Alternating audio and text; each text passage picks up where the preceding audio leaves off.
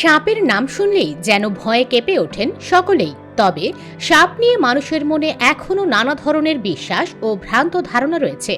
সাপকে বেশিরভাগ সময়ই জিভ বের করতে দেখা যায়।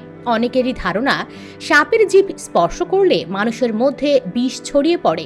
এই বিষয়ে সাপ বিশেষজ্ঞ মহাদেব প্যাটেল বলছেন, সাপের জিভে বিষ নেই, সাপের বিষ তাদের গ্রন্থিতে থাকে এবং এই বিষ দাঁতের মাধ্যমেই শরীরে প্রবেশ করে।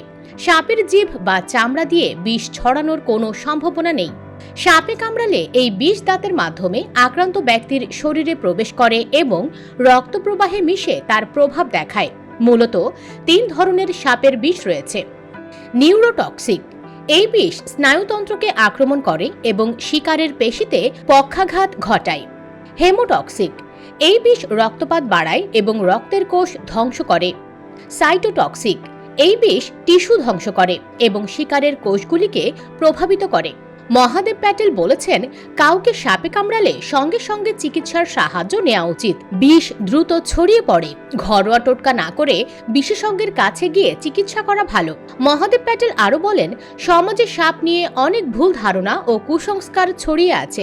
এটা গুরুত্বপূর্ণ যে আমরা বৈজ্ঞানিক তথ্যের উপর ভিত্তি করে তথ্য পাই এবং এই ভুল ধারণাগুলি দূর করি। সাপের জিভ স্পর্শ করার ফলে বিষ ছড়ায় এমন বিশ্বাস সম্পূর্ণ মিথ্যা এবং এর কোনো বৈজ্ঞানিক ভিত্তি নেই। US Bengal report.